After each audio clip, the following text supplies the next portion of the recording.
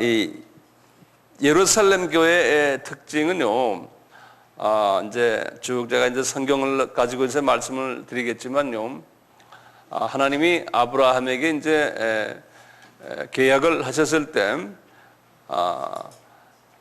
아브라함아 유대인들아 너희들 복받을 것이고, 그 다음에 이제 너희들의 그 씨 중에 그 한 분, 그 예수 그리스도시요, 그 씨를 통해서 만민이 구원받으리라, 이렇게 말씀 우리가 기억나시겠지만 그렇게 했죠. 그래서 이제 그 예수님께서 이제 성육신 하셔서 인간으로 오신 후에 예수님께서 제자들에게 그 유명한 지상명령을 하셨잖아요. 지상명령을 하시고는, 그리고는 그 지상명령에 의해서 사도행전이 이제 시작이 되는 거예요. 사도행전 시작은 지상명령 때문에 시작이 된 거거든요. 사도행전을 우리가 이렇게 보면서 하나님이 사도행전 속에 두 가지의 교회에 있는 모습을 우리에게 보여주세요. 이제 그 첫째 교회가 예루살렘 교회고, 두 번째 교회가 안디옥 교회예요. 왜 이렇게 그 사도행전 전체 28장 전체에서 이 두 교회를 하나의 모본으로 보여주시는 이유가 있어요. 그 이유는 앞으로 전개될 1세기부터 시작해서 전개될 모든 교회들이 이런 두 스타일의 교회들로 형성될 것이라는 것을 보여주는 하나의 예시적인 우리에게 주시는 하나님의 말씀이에요. 그래서 우리는 항상요, 예루살렘 교회가 과연 어떤 교회고 안디옥 교회가 어떤 교회인가를 분석할 필요가 있어요. 그래서 이 예루살렘 교회를 한번 우리가 하나하나 보면서요, 그 교회 속에 숨겨져 있는 하나님의 그 메시지가 무엇이고, 또 우리가 이 예루살렘 교회가 되어야 될 것인가, 안디옥 교회가 되어야 될 것인가를 분명히 말씀 속에서 알 수가 있어요. 그런데 대부분의 그 예루살렘 교회의 교인들이 어떤 사람들로 구성되어 있었어요? 문화적인 그 배경으로 볼 때 어떻게, 유대에 사는 유대인들입니까? 안 그러면 주로가 오순절과 유월절을 섬기기 위해서 바깥에 나가 있었던 디아스포라들, 디아스포라라는 말 아시죠? 디아스포라들이 주정을 이루고 있었을까요? 숫자상으로 우리는 정확히 모르지만 약 한 절반은 되지 않았을까 그래요. 이 디아스포라, 이민 나갔던 분들이 유월절과 오순절을 기념하기 위해서 왔다가 베드로의 설교를 듣고 완전히 이 변화를 받아서 이제 기독교인이 된 사람들이, 그분들이 자기네 고향으로 돌아가지 않고 예루살렘에 남아가지고 거기에 교인들이 된 거예요. 물론 그 이민 가지 않는 본토 사람들도 이제 교인들이 있었고요. 그래서 이 예루살렘 교회가 교인들의 그 구성이요, 문화가 다른 두 그룹들이 있었어요. 문화가 다른 두 그룹들이. 게다가 지도자들을 보면은 12 제자들이죠. 그 중에 대표적인 분이 누굴까요? 베드로와 그 다음에 항상 요한, 그럽니다. 그래서 이제요, 베드로하고 요한이 대표적인 지도자들이에요. 이 지도자들은요, 어떤 사람들이었냐면은 성령이 정말 충만했던 분들이었어요. 그리고 지난 시간에도 우리가 보았지만요, 이 교회가 어떤 교회였냐면 그 2장 42절부터 쫙 나오는 그 유명한 말이 있죠. 어떤 말입니까? 여기 보면은 저희가 사도의 가르침을 받아 서로 교제하며 떡을 떼고 기도하고 기사와 표적이 많이 일어나고 서로 있는 것을 통용하고, 그 다음에 날마다 같이 성전에 모여서 기도하고 식사 같이 하고 교제 많이 하고, 이런 그 예루살렘 교회의 특징인데요. 이제 목사님들이 부흥회를 가시면은 대부분의 부흥사들은 또는 목사님들은 이 구절을 인용해서 꼭 한번 설교를 한다고요? 많이 들어보셨죠? 네? 그래서 이제 이렇게 해라. 그게 초대교회의 모습이다 그러는 거예요. 근데 저는 여기에 대해서 좀 별로 마음에 들어 하질 않아요. 왜냐하면 예루살렘 교회가 이렇게만 하다가 예루살렘 교회가 나중에 하나님 앞에 쓰임을 못 받았어요. 이것은 기본적이에요. 우리 주님이요, 이 제자들에게 부탁한 말이 뭡니까? 1장 8절이죠. 사도행전. 뭡니까? 너희들은 예루살렘부터 시작하여 그 다음에 온 유대와 사마리아와 땅끝까지 나가서 나의 증인이더라고 그랬죠. 근데 이분들은요, 그 말씀을 잊어버렸어요.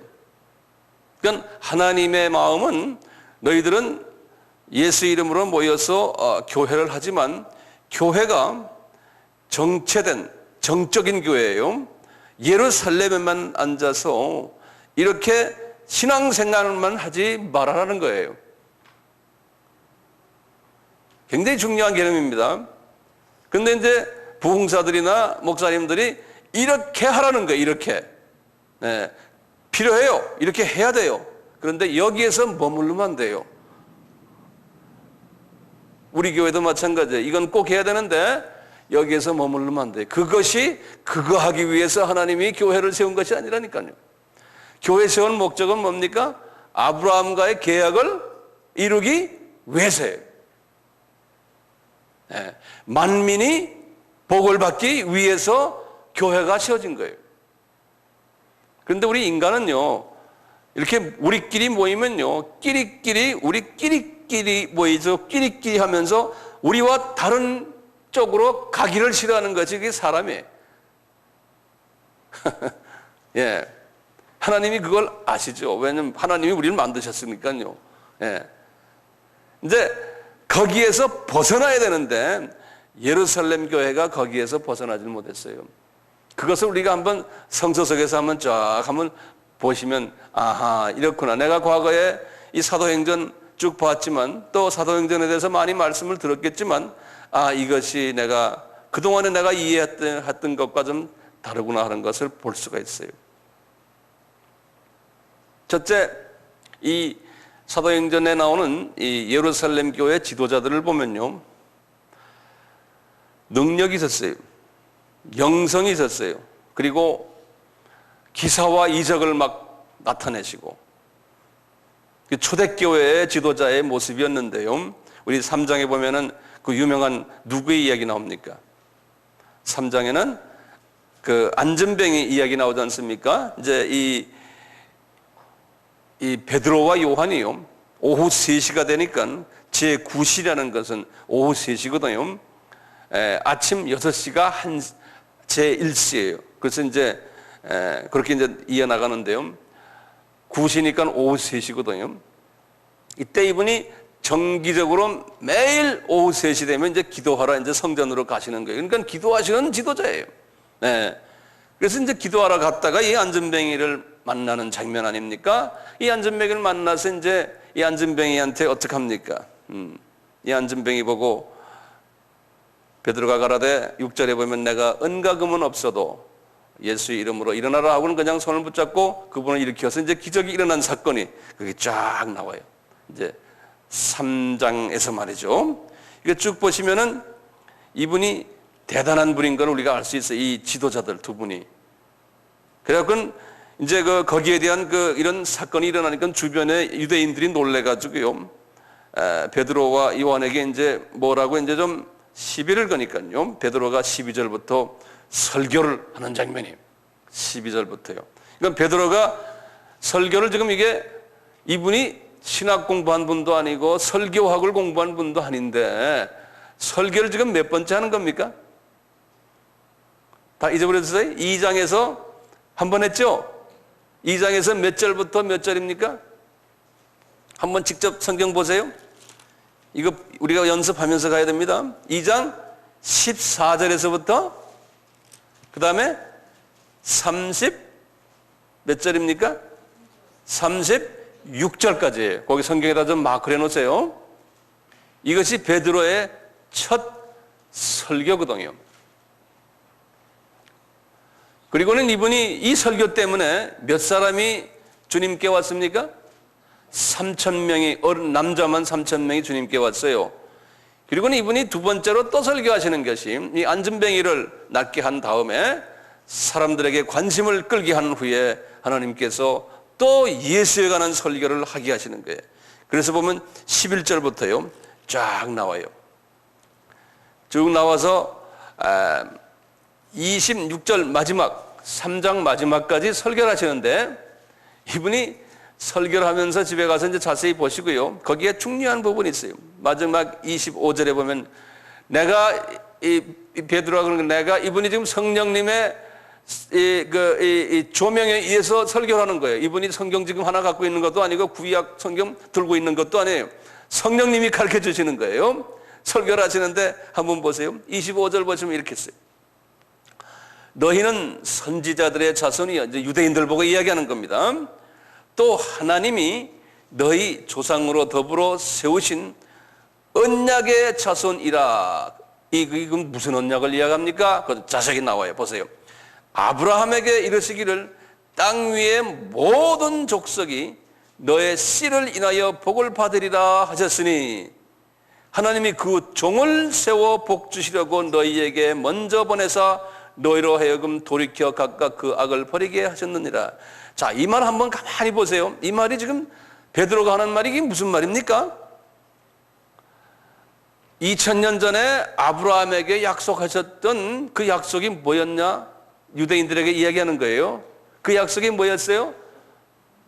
너희들이, 유대인들이 복을 받을 것이다. 그래서 우리가 지금 복을 받았는데, 우리에게서, 유대인에게서 한 씨가 나와가지고 그 다음에 누가 복을 받아요? 만민이 복을 받을 거라는 게, 이 말 때 만민은 유대인이에요, 이방인이에요? 이방인이에요. 에트네라고 써 있어요. 제가 지난번 그 에트네에 대해서 말씀드렸죠. 예? 에트네, 이거는 유대인이 복 받는 게 아니고 이방인이 복을 받는다는 거예요. 이것을 하나님이 베드로에게 조명을 하시고는 말씀하시는 거예요. 그래서 지금 여기 봐라, 이방에 나가 있는 이 우리 디아스포라들이 이렇게 은혜를 받아가지고 지금 교회에 들어왔단다. 이제 좀 있으면 이제 이방 사람들이 복을 받을 거라는 거예요. 누구 때문에요? 예수님 때문에. 네? 그 예수를 내가 지금 전한단다 한 그 설교 제목이, 이 설교의 내용이 지금 두 번째 베드로의 설교예요. 두 번째 베드로의 설교예요. 자, 그리고는요 4장으로 한번 넘어가 봐요. 이렇게 하니까요 4장에서부터 이제 베드로와 요한이 어려움을 당하는 장면이 나와요. 그래서 이제 옥에 갇혔어요. 근데 어려움 당하기 전에요, 그 교인 숫자가 얼마나 늘어났나 보세요. 말씀을 4절에요. 4장 4절에 말씀을 들은 사람 중에 믿는 자가 많으니 남자의 수가 약 5천이나 되었더라 그랬어요. 그러니까 또 이렇게 늘어난 거예요. 그건 이 교회가 소형교회입니까? 대형교회입니까? 대형교회예요. 예루살렘 교회가. 네. 그리고는 5절부터 보세요. 이튿날에 관원과 장로와 서기관들이 예루살렘에 모였는데, 요걸 잘 알아두세요. 관원, 장로, 서기관. 제가 씁니다. 이 관원은 공무원이에요. 고급 공무원들이에요. 그 다음에 장로들, 원로들이에요. 그 다음에 서기관. 요 세 그룹이 합해가지고 70명이 있는데, 70명. 요 사람들을 공의회 회원이라고 그래요. 공의회. 그러니까 최고 의결기관이에요. 입법기관 같아요. 다시 말하면 우리 같으면 국회라고 생각하시면 돼요. 이스라엘 사람들 그 공동체 안에서요, 국회의원들이에요. 요 70명의 공의원들이에요. 이분들이 이제 모여가지고요, 요걸 이 산헤드린 이렇게 말이에요. 이런 말 들으셨어요? 산헤드린 그래요. 이 산헤드린이라는 거는 공의회, 우리가 국회를 이야기하는 거예요. 이분들이 이제 모여가지고요, 베드로와 요한에게 대해서 신문을 하기 시작하는 거예요. 너희들 도대체 누구의 이름으로 이런 짓 하느냐? 하고 말이죠. 그래가지고는 이분들을 이제 가다가지고 이제 막 힐난을 하는 거예요. 그러니까 이분들이 이 두 사람이 용감하게 막 예수의 이름으로 막 이분들에게, 공의원들에게 덤벼드는 이야기가 거기 나오거든요. 그러니까 말이죠, 막 그렇게 막 덤벼드니까 13절에 말이죠, 이렇게 놨어요. 이 사람들이 그러는 거예요. 베드로와 요한이 도대체 저분들이 기탄 없이 이렇게 말하는데 본래 학문이 없는 범인들인데, 거기 써놨죠. 13절에 학문이 없는 범인들로 알았는데 이상히 여기며 저렇게 말 잘하고 말이에요, 능력 발휘하고 막 저러느냐? 이제 이런 식으로 이제 이분들에게 이제 힐난하는 거예요. 그리고는 15절에 보니까 명해가지고 야 너희들 나가라. 그래서 이제 이 옥에서 그냥 쫓아내버려요. 그냥 나가라고 말이죠. 그러면서 하는 소리가 18절에 보면 너 내보내는데 경계하여 가라되 도무지 예수의 이름으로 말하지도 말고 가르치지도 말아라. 그래놓고 그냥 내쫓아버려요. 그러니까 이분들이 무슨 소리야? 말하겠다는 거예요. 예수의 이름으로. 이런 보이지 않는 그 대결이 거기에 있었어요. 그래서 이제 거기에서 이제 나왔어요. 그 장면이에요. 그리고 나와가지고는 이분들이 이 베드로와 요한이 나머지 제자들 모임에 갔어요. 가가지고 그 이제 23절부터 쫙 이제 보면 밑에 자기네끼리 모여가지고요, 이 제자들이 모여서 합심 기도하는 장면이에요. 거기 보면 쫙 이제 제자들과 모여서 합심 기도를 막 하는데요. 31절에 보면 기도가 거의 끝나갈 때 막 이 마룻바닥이 말이죠, 막 진동이 오는 거예요. 진동이 오고는 말이죠, 막 기사와 이적이 그냥 일어나는 그러한 일들이 거기에 지금 적혀 있어요. 그래서 여러분들 그냥 제가 이렇게 간단하게 섭렵만 해드리는데요. 그리고 이제 어떤 일이 있냐면요, 그런 장면 속에서 그 유명한 바나바 이야기가 나와요. 그 36절에 보시면 이 바나바라는 분이, 바나바는 본래 이름이 거기 보면 뭐라고 나왔어요? 요셉이다 그랬어요. 요셉이다. 근데 바나바라는 그 뜻은 권위자다 그렇게 했는데 그게 무슨 소리라 그랬던가요? 권위. 이 권이란 건 한국말로 그렇게 했는데 authority라는 소리가 아니에요. 한국말 번역이 조금 좀 그래. 권위라는 건 authority가 아니에요. 이 권위라는 거는 encourage라는 거예요. 다시 말하면 이 위자가 격려하는, 위로라는 위자예요. 그래서 위로를 권한다 그런 말이에요. 근데 중국말인데 이제 그렇게 써놨어요.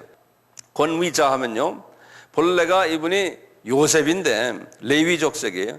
요셉인데 사람들이 별명을 붙여놨어요. 이분에게 엔카레저라고요. 별명을 붙여버렸어요. 그래서 저 사람은 입만 열면은 사람들에게 그 힘을 주는 그러한 일을 한다. 그래서 이 별명을 바나바스 그랬어요. 그러니까 바나바스 이렇게 한번 따라 해보실래요? 바나바스. 그래 한국말로는 바나바. 그래요? 바나바 이렇게 됐어요. 이분이 알지만 누굽니까? 마가의 다락방의 그 마가의 어머니 이름이 누구였던가요? 마리아죠. 그 마리아의 브라더라 그랬어요. 그런데 영거부라든지 올더부라든지를 몰라요. 그러니까 마가하고는 무슨 관계입니까? 마가에게는 외삼촌이죠, 이분이. 근데 이분은 자기 그 시스터 마리아는 예루살렘, 우리 같으면 소위 그 시청 동네죠, 시청 동네. 소공동 그 옛날에 아주 비싼 지금도 비싸잖아요. 그런 동네에 부동산을 많이 갖고 있었던 분이 마리아예요. 그래서 그 집안이 부동산이 많았어요. 그래서 이 바나바도 태어나기는 예루살렘에서 태어나신 분이 아니고 이분은 구브로에서 태어나신 분이에요. 구브로가 어딥니까 지금? 구브로? 왜 이렇게 조용하세요? 구브로. 구브로는 지금의 사이프러스, 이 시프로스, 키프로스, 이 사이프러스에서 태어나신 분이에요. 우리가 나중에 이제 지도 공부를 할 때 나오겠지만요, 이게 터키가 있고 이제 여기 있으면 여기 이렇게 여기 이스라엘이 이렇게 있고요. 이스라엘 바로 위에 여기가 지금 레바논이거든요. 그다음에 여기 시리아고 여기가요. 요 레바논에서 시리아가 여기 있고, 그다음 터키 있네. 터키 남단, 시리아 해변 배로 이렇게 시리아 앞바다 여기에 조그마한 섬이 있어요. 지금도 있죠. 여기서 태어나신 분이에요. 그러니까 이 사람은 디아스 뭡니까? 포라예요. 네, 이 사람이 디아스포라예요. 근데 이분도 예루살렘에 왜 왔어요? 오순절 기념하러 온 분이에요. 오순절 기념하러 왔다가 이제 크리스천이 된 분이에요. 그런데 부동산이 많아서 그 중에 땅 하나를 팔아가지고 제자들에게 이제 이렇게 바치는 장면이에요. 이 바나바의 이야기인데요. 그런데요,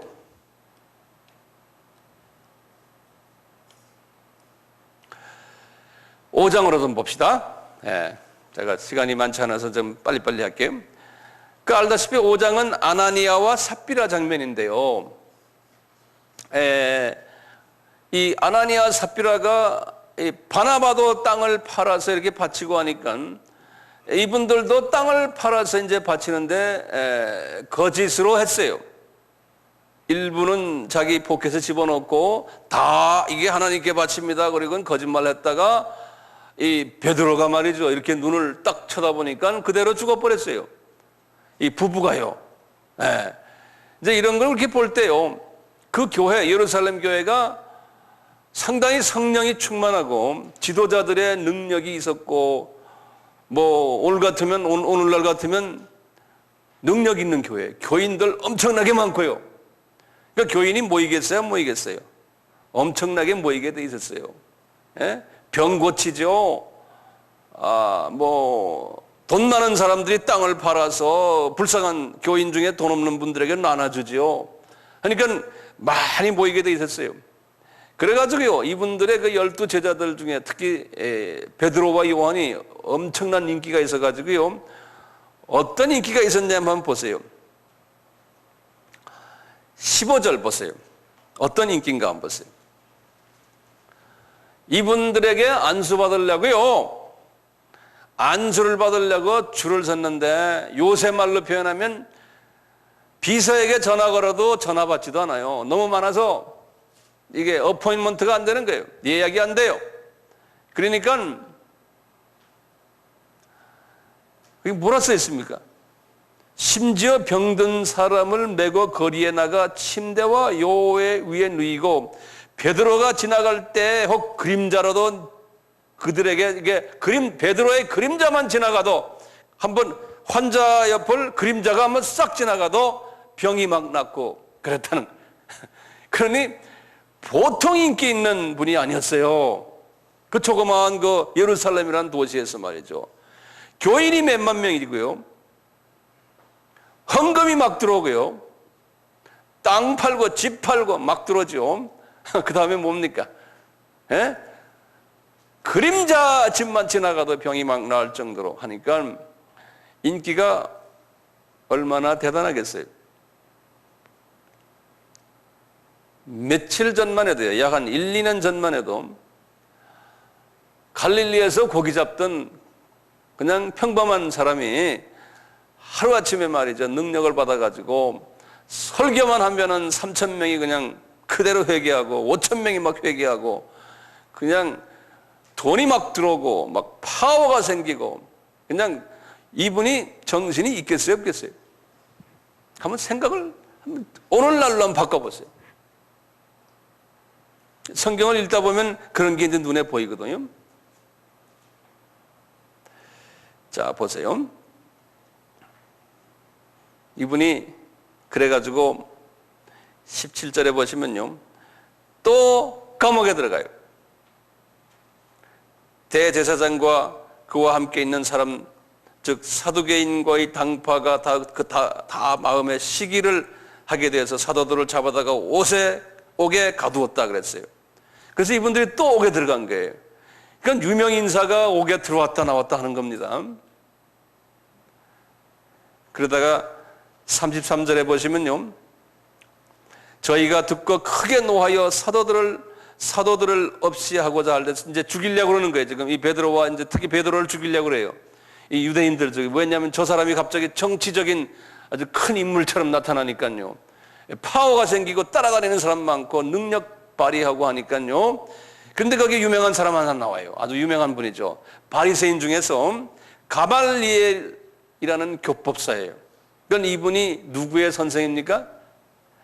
바울의 선생님이죠. 그러니까 이분은 이 교법사 하면은 a teacher of law 그래서요, 법을 가르치는 분인데 이분이 아마 오늘 같으면은 대법원장 정도 될 대법원장이라고 그럴까요? 하여튼 그런 그 높은 분이에요. 이분이 아까 공의회 분들이요, 그 다음에 거기 나오는 대제사장 이런 사람들에게 영향을 주는 사람들이에요. 그러니까 이 무리들에게요, 지금 베드로를 지금 잡아서 죽이려고 하는 그 무리들에게 이야기하는 거예요. 여러분들, 이 사람이 만약에 하나님의 사람이면은 하나님이 하실 것이고 하나님의 사람이 아니면은 하나님한테 혼날 것일 테니까 그 사람 그냥 놔둬라 이거예요. 그래서 그냥 봐줬어요. 그래서 그냥 이분이 한마디 하니까 그냥 감옥에서 또 나와버린 거예요. 예. 그래서 이제 그 당회장 목사님이 다시 또 감옥에서 또 이제 다시 추록한 장면이에요. 자, 이런 장면 속에서 교회가 복잡하게 이제 되는 장면이 나타나기 시작해요. 이제 6장을 보세요. 6장에 이제 교인들이 점점 많아지는 거예요. 보세요. 6장 1절 보세요. 그때 제자가 더 많아졌는데 그런데 교회 안에서 문제가 생기는 거예요. 그 문제를 한번 읽어보시면 1절 읽어보세요.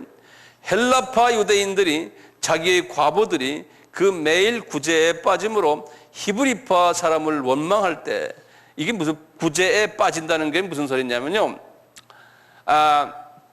교회에 헌금이 많이 들어오잖아요. 쌀도 많이 들어오고 돈도 많이 들어오고 옷도 많이 들어오고 하는데 그 안에 교회 안에 과부들이 많았어요. 과부들이 많았는데 교회 안에 둘로 딱 갈라져 있는 거예요. 디아스포라 출신 과부들과 그 다음에 그걸 헬라파 출신이라고 그러는 거예요. 헬라파 출신이요. 그 다음에 히브리파 출신, 그건 본토 출신이에요. 그런데 이 제자들이요, 그 구제를 할 때 누구한테 돈을 먼저 주고 누구한테 옷을 먼저 줘요? 이 본토 출신들에게 항상 그 선심을 먼저 쓰는 거예요. 어디나 2000년 전도 지금이나 마찬가지예요. 그러니까 그 안에 이제 이 헬라파 출신의 과부들이 데모를 하기 시작한 거예요. 교회가 시끄러워진 거예요. 교회가 시끄러졌어요. 그러니까 우리 베드로 선생님이 도저히 이거 핸들을 못하는 거예요. 뭐 매니지먼트 공부한 것도 아니고. 그래서 이제 성령님이 이분에게 이야기하는 거예요. 12 사도들 모아놓고 당신들 너희들 이제 이 복잡한 이 교회 문제를 어떻게 해결하겠느냐. 그러면서 하시는 말씀이 니네들은 4절에 보면 기도하는 것과 말씀 전하는 일에만 전무하고 이 12 지도자들 플러스 다른 사도들요. 다시 뭐예요? 거기 4절에다 좀 그 줄을 꺼놓으세요. 6장 4절이 중요한 거예요. 아주 중요한 부분이에요. 지도자들은 딴 거 하지 말아라. 뭐 교회 안에서 여러 가지 뭐 정치적인 이야기들, 정치적인 문제 해결하려고 그러고 뭐 이런 거 하지 말아라. 뭐만 해요? 기도와 말씀만 전무하라는 거예요. 그리고 나머지 잡다한 이런 문제들은 딴 분들이 하게 하자는 거예요. 소위 교회가 제대로 한번 조직화되는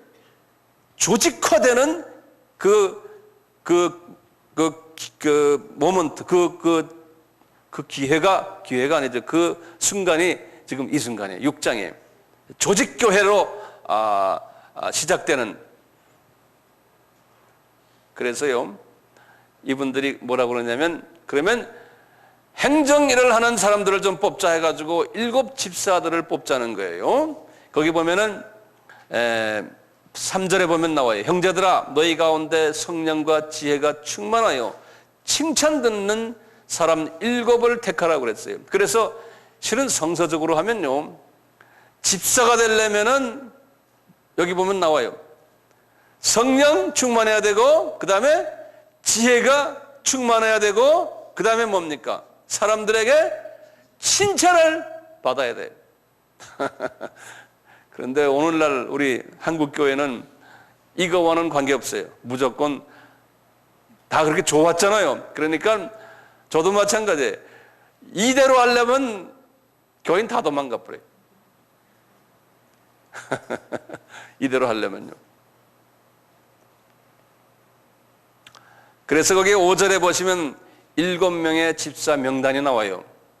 그 7명의 집사 명단을 보면요, 이분들이 다 헬라파 사람들이에요. 헬라파. 무슨 말이죠? 뭐죠? 디아스포라들의, 왜 그럴까요?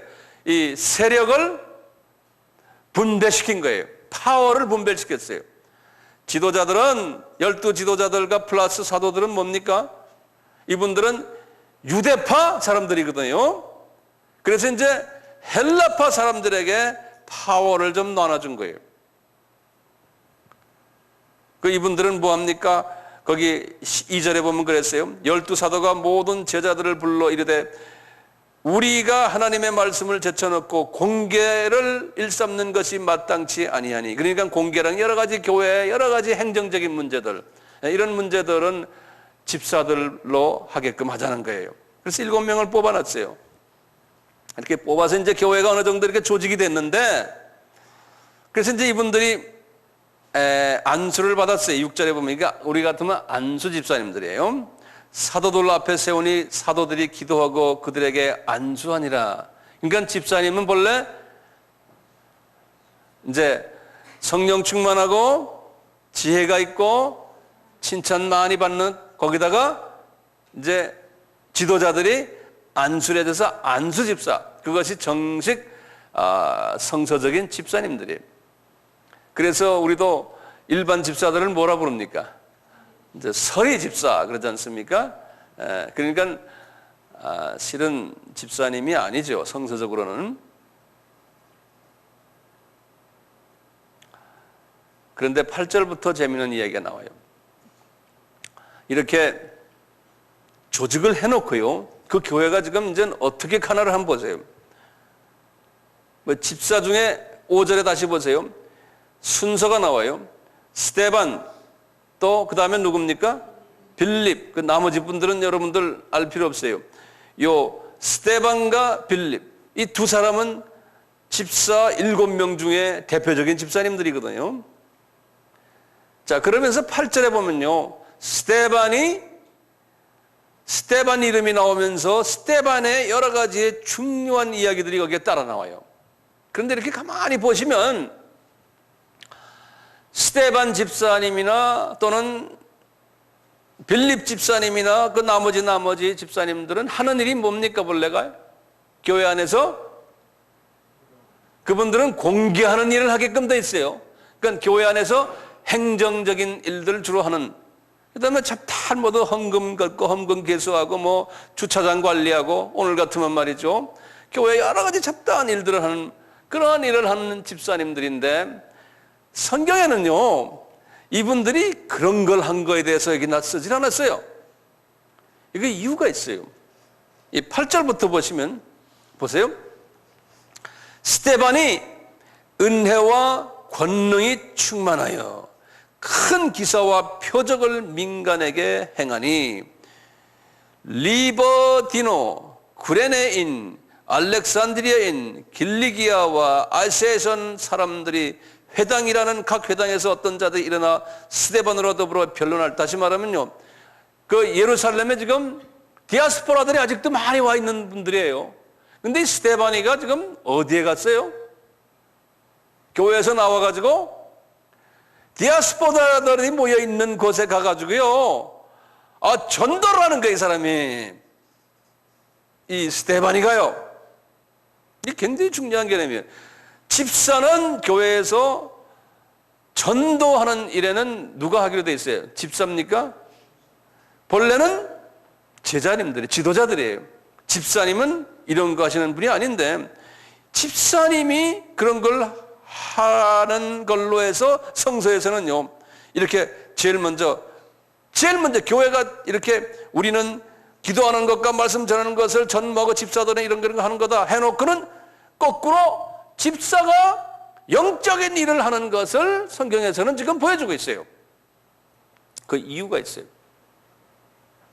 그런데 유대인 중에서도 디아스포라 유대인들에게 쫙 설교해서 그분들을 예수께로 인도하는 장면이 거기 쫙 나와요. 그리고 7장에 들어가세요.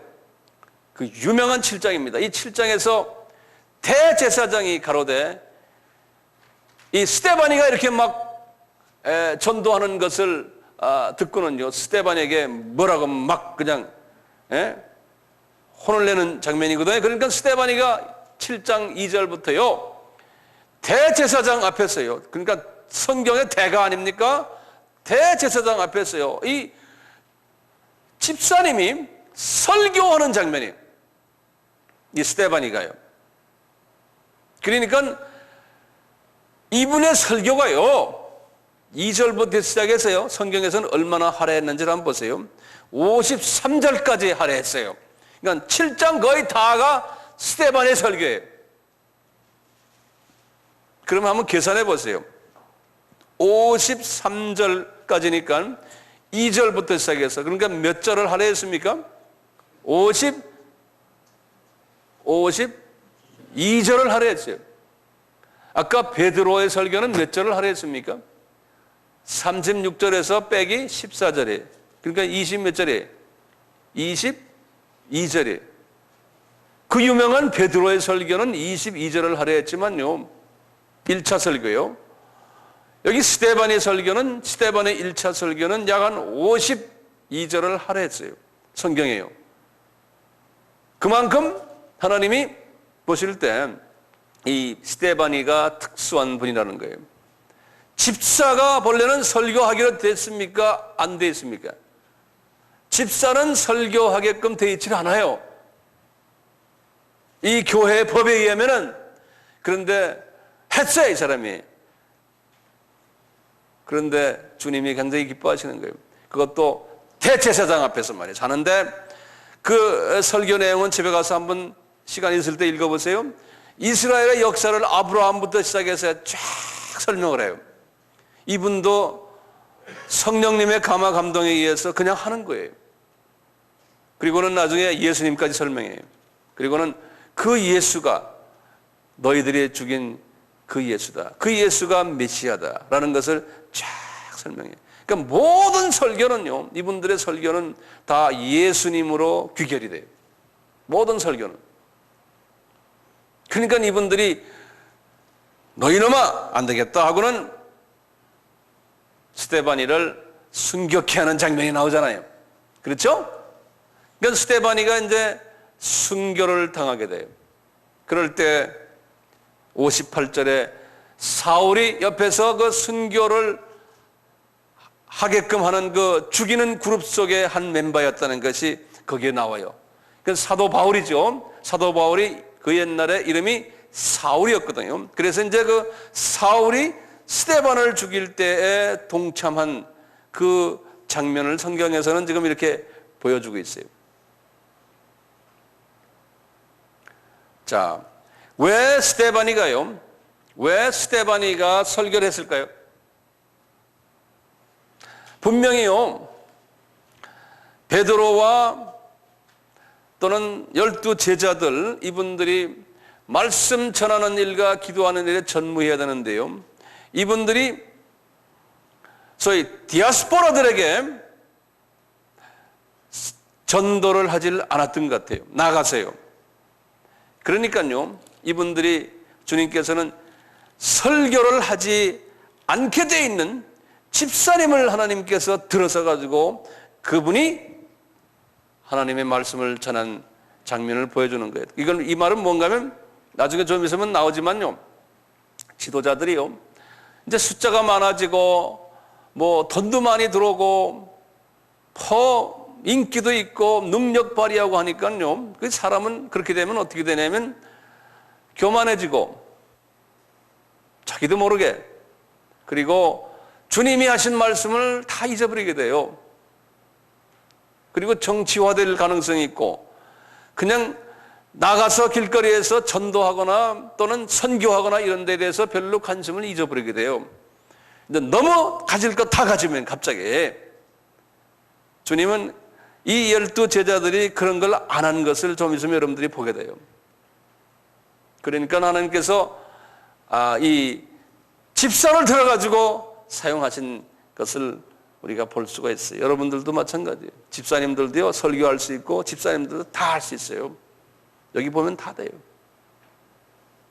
그런데 가톨릭이 그 후에 평신도들은 하면 안 된다 그래놨어요. 그래서 종교개혁 후에도 개신교가 나왔지만 개신교도 평신도는 하면 안 된다, 이렇게 그냥 평신도를 자꾸 이렇게 밑으로 내려놓고 목사님들만 한다. 그래서 목사 포지션만 자꾸 높아갔어요. 네, 그런 것들을 보게 되는데요. 자, 그 다음에 좀 보세요. 8장에 가면 대단히 중요해요. 8장 1절에 보면 그래요. 이제 이 스데반이 죽은 사건이에요.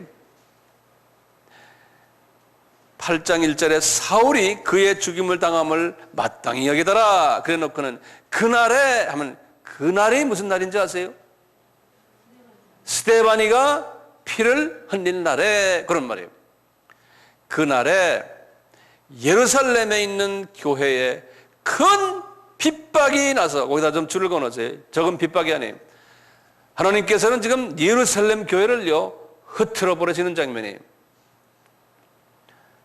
왜? 주님이 원하는 것을 하질 않는 거예요. 그래서 스데반이로 하여금 피를 흘리게 한 후에 이 교회를 흩트기 시작하는 거예요. 똑같아요.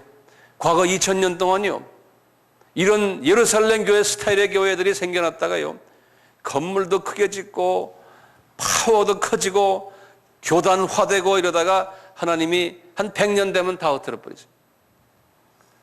어떤 데는 50년 안에 다 흩트려 버리세요.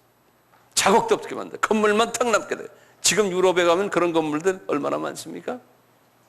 지금 우리나라도 그 레슨을 배워야 돼요. 저는 그 내 눈에 보여요. 네. 자, 다시 보세요.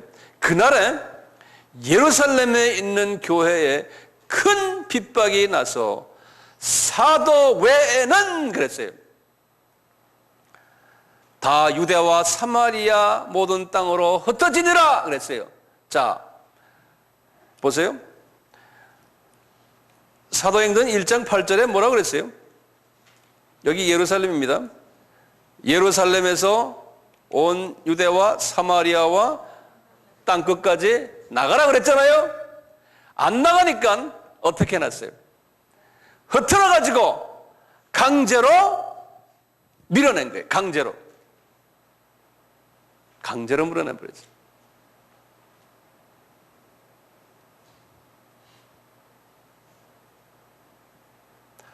그런데 안 나간 분들이 있었어요. 그분들이 누구예요? 사도들은 안 나갔어요. 이게 커지면요, 지도자들은요, 편해지고 다 이렇게 되면 이게 안주하려는 거 있어요. 근데 우리 같은 경우에 우리가 교회 지켜야지. 이 지금 큰 이 건물, 이 지금 재산들, 이거 어떻게 우리가 지켜야 돼? 니네들은 가라. 예? 우리가 여기서 목숨을 바치고 이 건물 지켜야 돼. 이 교회 지켜야 돼. 이런 생각이에요.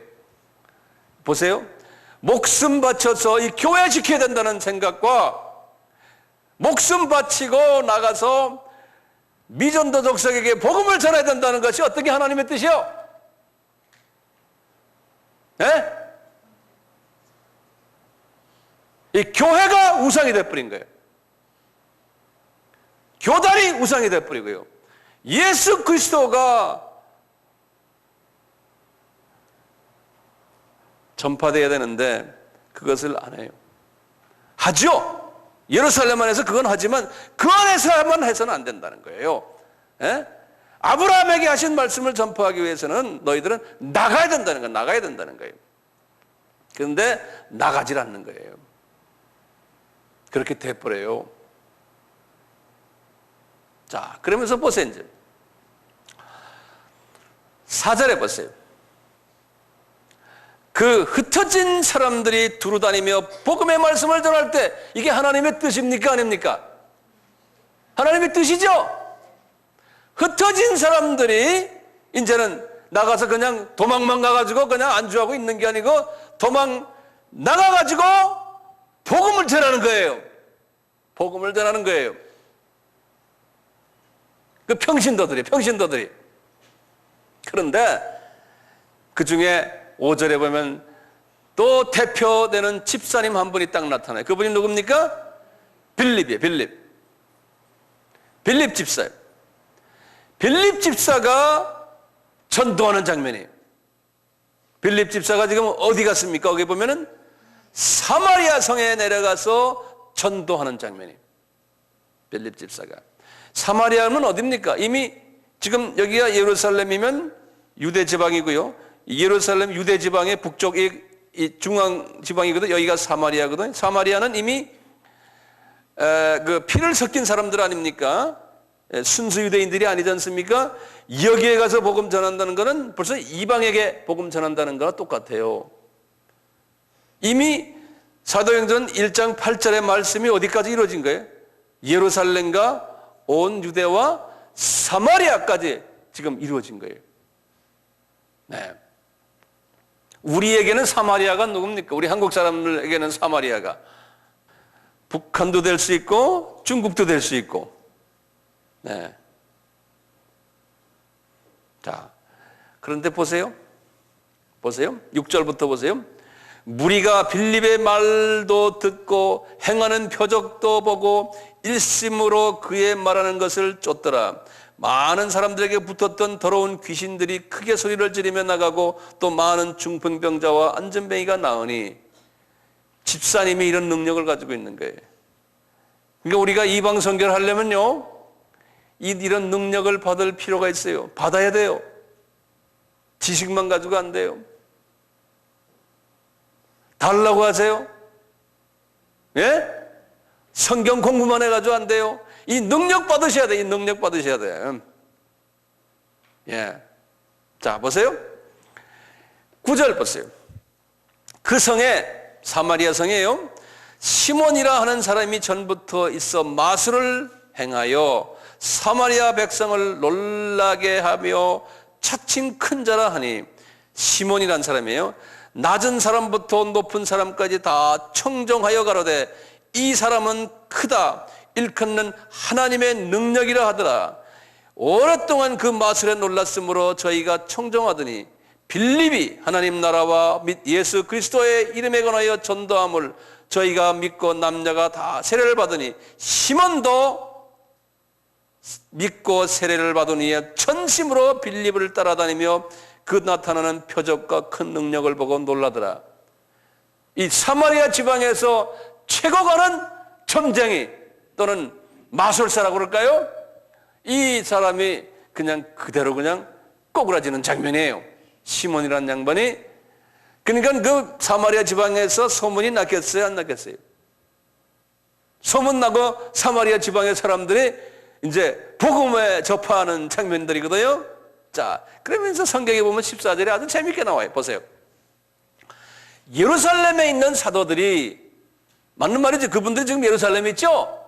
교인들은 다 딴 데 가버리고요. 예루살렘에 있는 사도들이 사마리아도 하나님의 말씀을 받았다함을 듣고, 그러니까 도라는 말에다 동그라미 쳐놓으세요. 이 제자들의, 이 지도자들의 사고방식이에요. 그러니까 이분들이, 우리 교인들이 나가 흩어졌더니 소문이 좀 들려오기로 저 유명한 시몬이라는 그 양반이 예수 믿고 빌립을 통해서 말이죠. 아, 그래서 사마리아도 복음화 되는구나. 이게 이상하다는 거예요, 이분들이 볼 때는요. 그래서 여보세요. 듣고 베드로와 요한을 파송을 시킨 거예요. 거기 한 가보셔, 여러분들. 쟤들 제대로 뭐 하는지, 이게 소문인지. 그러니까 이분들이 베드로와 요한이 선교사로 가지만 그건 아니죠. 제가 볼 때는 단기 선교 구경 간 거예요. 그 단기 선교한 게 좀 있으면 나와요. 베드로와 요한을 보내면 그들이 내려가서 저희를 위하여 성령 받기를 기도하니 이는 아직 한 사람에게도 성령 내리신 일이 없고 주 예수 그리스도의 이름으로 세례만 받을, 이게 성령 세례를 이야기하는 거예요. 성령 세례요. 이 베드로와 요한이요, 이분들이 은사가 있어가지고 성령 세례 막 주고 막 그래요. 병도 고치고 귀신도 쫓겨내고 하는데요. 그런데 자기 백성에게만 하지 이방에 나가서는 이방 사람에게는 못하는 게, 우리 똑같아요. 그런 은사가 있으면서 한국 안에서 한국 사람한테만 하지, 예? 이방 사람에게는 안 하는 거예요. 그거나 똑같아요. 한국 사람에게만 부흥회하고 미국 가서 뭐 한다고 그러지만 미국의 한국 사람한테 하는 거지 미국 사람에게 하는 게 아니에요. 뭐 세계 선교 여행 갑니다. 많이 나오잖아요. 여기저기서요. 예? 미국에 가서 집회를 뭐 몇 번 했습니다. 한국 사람에게 하는 거지 어디 백인들 앞에 갑니까? 아니에요. 자, 이거 보세요. 이에 두 사도가 저에게 안수함에 성령을 받은지라 그래서 이제 쫙 이제 시몬도 안수를 받고 했잖아요. 자, 25절을 보세요. 그 다음에 무슨 장면이 나오나요? 두 사도가 주의 말씀을 증거하여 말한 후에 예루살렘으로 돌아갈새 사마리아 이내 여러 촌에서 복음을 전하더라. 이 말은 무슨 말이냐면요, 이분들이요 사마리아에서 이런 이방 사람들이 복음 받는 거를 다 보았으면은, 아하, 예수 그리스도께서 사도행전 1장 8절에서 하신 말씀 내가 이제 생각나는구나. 야, 이제는 내가 예루살렘으로 돌아가지 말고 이제는 우리 교인들이 다 퍼져 있는데 이제는 내가 선교지로 나가야지. 이런 마음이 없었어요. 이분들의 생각은 빨리 볼일 보고 어딜 간다는 거예요? 모교회로 간다는 거예요. 이 예루살렘에 머물러 있는 것이 이 사람들의 사고방식이었어요. 나가는 것보다 항상 예루살렘 그 본교회에 관심이 더 많았어요. 이 사도 바울과는 정반대였어요. 바울과는요. 이렇게 하니까요, 그 유명한 말씀이 나와요. 주의 사자가 빌립도로 일러가라되. 빌립이 지금 어디 있습니까? 사마리아에 있죠? 네? 사마리아에 있는데 주의 사자가 베드로나 요한에게 말씀하신 것이 아니고 빌립에게, 집사에게 말하는 거예요. 빌립아, 이 가사 지역이라고 그래요. 여기를 좀 보세요. 이 가사 지역은 이쪽에. 지금도 가사 지역이라고 그러죠. 여기 누가 살아요? 어느 민족들이 살아요? 우리 다 했어요. 네? 팔레스타인 사람들이 살죠. 여기 가사 지역입니다. 이쪽에 지금 하나님이 누굴 보냈어요? 에티오피아 사람, 곧 에티오피아 여왕 간다기아의 모든 국고를 맡은 큰 권사가 있는 내시가 예배하러 예루살렘에 왔다가 돌아가는데, 여기 보면 주의 사자 26절 보세요. 주의 사자가 빌립더로 일러가라되 일어나서 남으로 향하여 가라. 예루살렘에서 가사로 내려가는 길까지 가라 하니 그 길을 가다가 지금 이 에티오피아 사람을 만난 거예요. 이게 하나님의 뜻이거든요. 이 에티오피아는 누구의 후손입니까? 함의 몇째 아들이에요? 예? 첫째 아들이죠. 에티오피아를 뭐라고 그래요? 구스라고 그러죠. 그렇죠? 둘째 아들이 누굽니까? 미스라임. 그게 어느 나라입니까? 에집트에. 예. 셋째는 리비아인데 그걸 뭐라고 그래요? 부트. 그러죠? 그 다음에 넷째 가나안. 하나님이 지금 아프리카 선교를 위해서 이 에티오피아의 내시를 하나님이 이 선교사가 있는 빌립이 있는 그 근방으로 보내버린 거예요. 그래서 빌립에 의해서 이분이 복음을 받아서 신약에서는 첫 아프리카 사람이 크리스천이 된 거예요. 그러니까요, 아프리카의 첫 선교사가요, 누굽니까 그럼? 예? 빌립이에요, 빌립이. 아프리카의 첫 교인은 내시죠. 그분 이름도 안 나와요. 여기 보시면은 38절에 보면은 이분이 말이죠, 집사님에게 세례받는 장면이 나와요. 9장을 이렇게 보시면 9장은 나중에 내가 하지만 이게 사도 바울을 부르는 장면이에요. 사도 바울을요. 자, 그러다가 이제 32절 9장에 보세요. 32절이요. 그러면 베드로가요, 여기 보면 32절 보세요. 9장 32절. 때에 베드로가 사방으로 두루 행하다가 룻다에 사는 성도들에게 내려갔더니, 여기 저 지도를 좀 보세요. 예루살렘이 여기 이렇게 있는데요. 예루살렘에서 지금 이 바다 쪽으로, 지중해 쪽으로 조금만 가면 여기 룻다라는 데가 있어요. 룻다. 이쪽으로 이분은 지금 아직도 이 유대 지방에서 왔다 갔다 하시는 거예요. 이 선교로 나가지도 않으시고요. 그 이 룻다 여기 왔어요. 예. 그러다가 지금 여기 보면 한번 보세요. 같이 읽는 게 제일 빨라요. 제가 32절 읽습니다. 때에 베드로가 사방으로 두루 행하다가 룻다에 사는 성도들에게 내려갔더니 거기서 에니야라 하는 사람을 만나매 그가 중풍으로 상에 누운지라 지 8년이 된지라 베드로가 가로되 에니야야 예수께서 너를 낫게 하시니 일어나라 내 자리를 정돈하라 한데 곧 일어나니 룻다와 사론에 사는 사람들이 다 그를 보고 주께로 돌아가니라 그랬어요. 욥바에 다비다라는 여자 있는데 욥바가 어디냐면 지도를 떠보세요. 욥바는 이 바닷가예요. 바로 똑같이 룻다 이제 같은 선에서요. 여기에 다비다라 하는 여제자가 있었어요. 아주 그런데 그 이름을 번역하면 도루가라 선행과 구제하는 일이 심히 많더니 그때 병들어 죽음에 시체를 씻어 타락에 누운지라 룻다가 욥바에 가까운지라 제자들이 베드로가 거기 있음을 듣고 두 사람을 보내어 지체 말고 오라고 간청하니 지금 여기 욥바에 있는 이 베드로의 제자들이 다시 말해 옛날 그 예루살렘 교회 교인들 그분들이 보니까 자기네 교회의 당회장이 되게 가까이 와 계신 거 알았거든요. 가까이 와서 부흥회하고 계신 거예요. 그러니까 우리 당회장님 좀 모시다. 그래가지고 가가지고 간청해서 오라 그래가지고 이분이 지금 베드로가 어딜 갔어요? 욥바에 간 거예요. 베드로가요. 욥바에 가서 지금 있는데 누구네 집에 가서 잤냐면 거기 보면은 43절 보세요. 베드로가 욥바에 여러 날 있어 시몬이라 하는 피장 집에 있었다. 피장이라는 건 가죽 비즈니스라는 분이에요. 그 집에 가서 계셨다는 거예요.